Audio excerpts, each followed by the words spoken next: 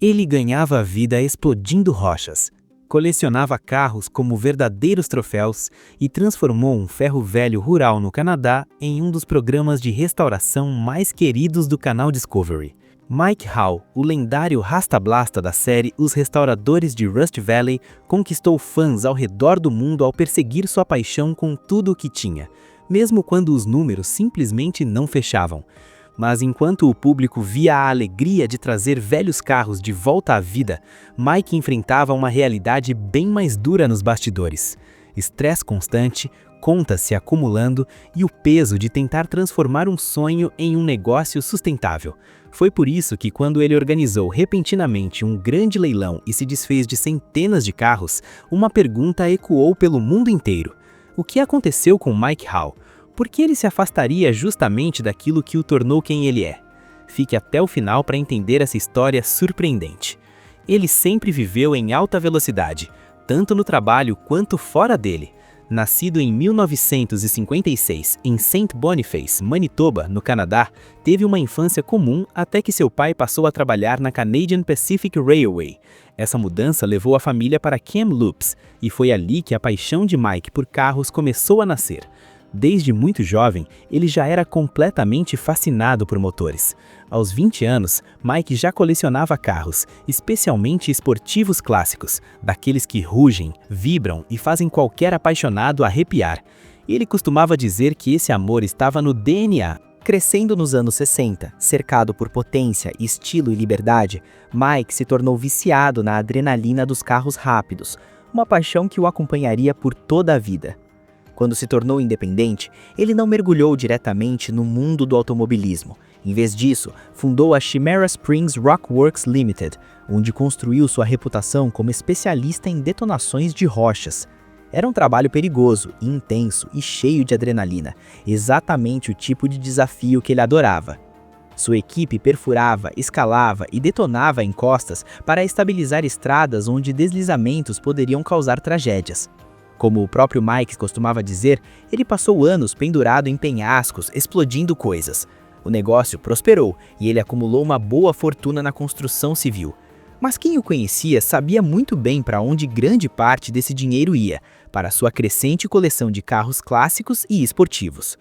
Enquanto trabalhava pela Springs Rockworks, Mike viajava por toda a Colômbia Britânica, e em cada vilarejo, estrada escondida ou canto esquecido, ele enxergava algo que a maioria ignorava: carros antigos abandonados. Para ele, cada carcaça enferrujada era uma bela adormecida, apenas esperando por uma segunda chance. Ele passava cerca de 10 meses por ano longe de casa e com o dinheiro que ganhava, comprava carros sem pensar duas vezes. O transporte era improvisado, às vezes em carretas, outras em caminhões basculantes ou em qualquer veículo que desse conta do recado. A coleção cresceu tanto que Mike comprou uma fazenda de 10 hectares só para abrigar sua frota. Em pouco tempo, centenas de carros e caminhões antigos tomavam conta do terreno, um verdadeiro cemitério automotivo canadense. Mas nem mesmo a esposa mais paciente tem limites infinitos. Ela deixou claro que a fazenda não podia mais funcionar como um ferro velho. Mike então tomou uma decisão. Comprou mais 2 hectares em Tappen, ideais para a sucata, montou sua oficina e até fez acordos para armazenar carros em um museu local. Era o sonho de qualquer colecionador e a desculpa perfeita para continuar comprando. Ao longo de décadas, a coleção chegou perto de 400 carros. O que começou com alguns poucos veículos aos 20 anos, virou centenas aos 60. Ele brincava dizendo que era um vício cada vez mais difícil de controlar, mas com o tempo, uma pergunta começou a incomodá-lo. O que aconteceria com tudo aquilo se ele não estivesse mais ali? A morte de seu pai aos 60 anos e os problemas de saúde de amigos próximos fizeram Mike encarar a realidade. O tempo não perdoa. E então veio o choque. O que sua esposa e seus filhos fariam com 400 carros espalhados em um campo? Isso o motivou. Em 2016, ele colocou toda a propriedade à venda por $1,19 milhão, sem sucesso. No ano seguinte, aumentou o valor para 1,45 milhão. E, sinceramente, era um preço justo. 2 hectares já licenciados para sucata, casa reformada, oficina de restauração, galpões enormes e mais de 340 carros clássicos, avaliados em valores impressionantes. Mesmo assim, ninguém comprou. O inverno rigoroso, com quase 2 metros de neve, afastava interessados. Mas a história começou a se espalhar. Um canadense vendendo centenas de carros clássicos chamou a atenção do mundo inteiro. Colecionadores, compradores e, claro, produtores de TV. Mike já havia aparecido na série Estrada da Morte, mostrando suas habilidades com explosivos. Quando produtores souberam da história, viram ouro ali. Assim nasceu a famosa série. O resto é história. Um programa que conquistou o público com autenticidade, paixão e loucura na medida certa. Mike não era apenas um mecânico, ele era um personagem real que amava cada carro como se fosse parte da família. Mas por trás das câmeras, o tempo continuava correndo. Já com mais de 60 anos, ele sabia que não conseguiria restaurar tudo sozinho. Então tomou uma decisão ousada: transformar sua paixão em negócio de verdade. O programa tinha uma missão clara: restaurar carros acessíveis para pessoas comuns, não apenas peças de museu. Talvez não fosse o caminho mais lucrativo, mas para Mike nunca foi só sobre dinheiro. Era sobre manter vivo aquilo que sempre fez seu coração acelerar. Além das próprias descobertas, a equipe também restaurava veículos para outros donos de carros clássicos, mantendo as mãos sempre ocupadas e a agenda lotada. Mas com o tempo, as coisas começaram a se complicar. Ele restaurava sem limites de orçamento. Administrar uma oficina enxuta e financeiramente controlada era algo totalmente novo para ele. E como resultado, acabou estourando os custos em praticamente todos os projetos. Apesar da crescente popularidade do programa, o lado financeiro do negócio não ia nada bem. Mike chegou a admitir que perdeu dinheiro na maioria das restaurações e que só conseguiu recuperar o investimento em apenas 2 carros. Um exemplo claro disso foi um Lincoln Continental 1966. O plano inicial era restaurá-lo gastando menos de $1.000 e depois vendê-lo com lucro. Mas os custos dispararam muito além do previsto. Quando o carro finalmente ficou pronto, encontrar alguém disposto a pagar um valor justo se tornou quase impossível. A mesma história se repetiu com o Chevelle SS 396. Mike esperava receber $25.000, mas acabou aceitando apenas $10.000, valor que mal dava para manter a oficina funcionando.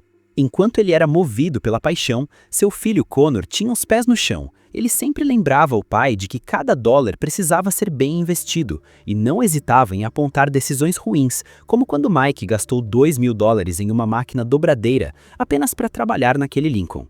No fim das contas, foi Connor que impressionou pela venda do carro com prejuízo, defendendo que era melhor seguir em frente do que continuar afundando ainda mais.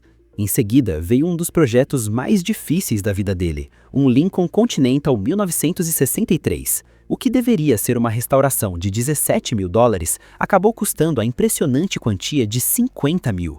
Segundo o próprio Mike, gravar um reality show atrasa tudo. Com câmeras por perto, o trabalho demora mais, os erros saem mais caros e a eficiência simplesmente vai embora. Ele calculou que o tempo extra e o esforço aumentavam os custos de cada projeto em cerca de 30%. Era um prejuízo que ele aceitava sem reclamar. Afinal, Mike amava realizar os sonhos de outras pessoas, mesmo que isso tivesse um preço alto para ele. Um dos maiores desafios do negócio era a constante tensão entre estimativas e orçamentos. Estimativa é cálculo, orçamento é promessa. E quando os custos ultrapassavam o que havia sido prometido, o clima ficava pesado. O estresse financeiro entre Mike, Avery e Connor acabou se tornando a parte mais real e autêntica do programa. Avery sempre dizia que o drama não era encenado, era a vida real dentro da garagem da série. Trabalhar sobre os holofotes não era fácil, e Mike admitia que as gravações tornavam tudo ainda mais lento. Mas o mais difícil não eram as horas extras nem os gastos elevados. O que realmente doía era se despedir dos carros.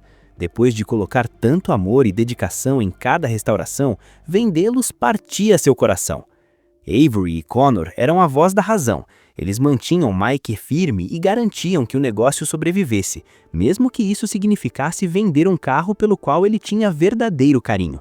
Ainda assim, a enorme coleção de clássicos enferrujados dele só crescia. O que começou com cerca de 400 veículos em 2021 chegou a aproximadamente 550. Foi então que Mike tomou a decisão mais difícil de sua vida: colocar toda a coleção em leilão. Não porque quisesse, mas porque havia ficado sem tempo, espaço e energia para cuidar de tudo. Ele já tinha vendido o terreno onde os carros estavam. Se não agisse rápido, muitos acabariam virando sucata. A família vinha incentivando essa decisão há algum tempo, especialmente Connor, que trabalhava ao lado do pai na restauração dos carros. Ele explicou que eles queriam que Mike fizesse o leilão antes, mas ele simplesmente não estava pronto para se desfazer da coleção. Desta vez, porém, ele finalmente aceitou que era hora de seguir em frente. Para os fãs de carros, a notícia foi incrível.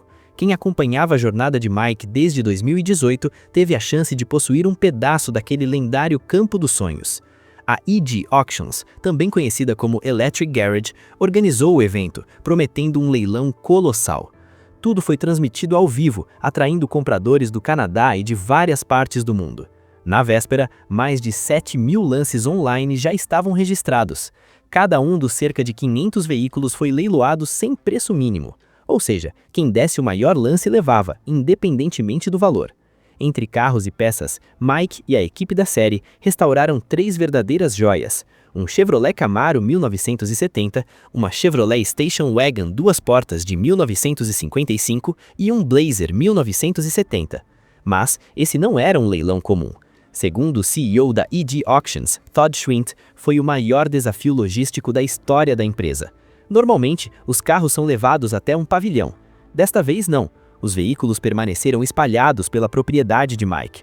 O leiloeiro e sua equipe caminhariam de carro em carro, transformando tudo em um enorme evento ao ar livre. Enquanto o grande dia se aproximava, Mike ainda se ocupava com um último projeto: a restauração de um Pontiac 1964 para um cliente. Os donos queriam algo elegante, mais divertido, um carro para aproveitar com os filhos. Precisavam de um terceiro banco. Mike vasculhou sua memória e lembrou de um colega colecionador que tinha exatamente a peça necessária. Uma troca rápida e o projeto ficou pronto a tempo. A família ficou encantada e Mike sentiu que estava fechando um capítulo importante da sua vida. Na noite anterior ao leilão, porém, a pressão caiu de vez sobre ele. Às 8 da noite, Todd ligou com uma notícia animadora. O recorde de participantes já havia sido quebrado. Mesmo assim, ele não conseguiu relaxar. Aquela noite foi de insônia, com a mente acelerada, se perguntando se não tinha cometido um erro irreversível. Ele estava colocando todo o seu legado em jogo em um único evento. Para aumentar a tensão, Mike nunca havia participado de um leilão antes. Não fazia ideia do que esperar. E sem preços mínimos, seus carros mais queridos poderiam ser vendidos por quase nada. Seu maior medo era ver um amigo próximo levar um de seus favoritos por alguns trocados. Quando o grande dia chegou, o clima era elétrico, mas carregado de emoção. Para ele, era quase impossível aceitar que estava se despedindo do seu campo dos sonhos. A equipe da EG Auctions organizou tudo, limpou a área e criou um sistema eficiente para que os compradores pudessem ver, dar lances e pagar. Mas, no momento decisivo, Mike travou. Connor e Avery praticamente tiveram que arrastá-lo até o leilão. Caminhando entre os carros que colecionou por décadas, Mike se sentiu sobrecarregado, o coração disparado, o estômago embrulhado. O eco da voz do leiloeiro pelo pátio o atingiu em cheio. Felizmente, Connor e Avery ficaram ao seu lado o tempo todo, lembrando que deixar ir não era perder, mas começar algo novo. Quando o leilão ao vivo começou, a empolgação foi gigantesca. Cerca de 700 compradores online acompanhavam cada segundo da transmissão mundial. A partir daquele momento, não havia mais volta. Mesmo que quisesse cancelar, era tarde demais. Com tanta atenção global, a equipe da EG Auctions sabia que estava fazendo história. Ao final, Todd apresentou os resultados a Mike. O evento foi um sucesso. Alguns carros foram vendidos por poucas centenas de dólares, mas muitos ultrapassaram a marca dos 100 mil.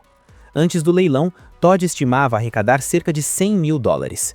Mike, mais otimista, acreditava em algo próximo de 650 mil. No fim, ambos estavam errados. O total chegou a impressionantes 5 milhões de dólares, um resultado extraordinário para um evento em uma região remota da Colômbia Britânica. Para Mike, foi um dia agridoce. Ele viu outros apaixonados por carros levando veículos que fizeram parte da sua vida por 30 ou 40 anos. No fundo, ele sabia que precisava deixá-los ir. Ver a felicidade dos compradores o ajudou a aceitar a decisão. Inicialmente, Mike planejava ficar com apenas 10 carros, mas quando tudo terminou, esse número subiu para 52. Para alguém como ele, isso já era um grande avanço. Ele até brincou, dizendo que não foi um resultado nada ruim. Isso lhe deu trabalho suficiente para continuar ocupado na oficina, sem o peso de administrar centenas de veículos. Claro, no melhor estilo Mike, ele mais tarde confessou a Avery que talvez não tenha sido totalmente honesto sobre quantos carros realmente manteve. Vender 500 carros em um único dia deixaria qualquer um exausto, mas para ele foi um passo necessário, uma redução aguardada há anos, que tirou um enorme peso de suas costas. Mas se você conhece Mike, sabe que velhos hábitos custam a morrer. Antes mesmo da 4ª temporada da série terminar, lá estava ele recebendo mais uma entrega na oficina. Outro clássico enferrujado.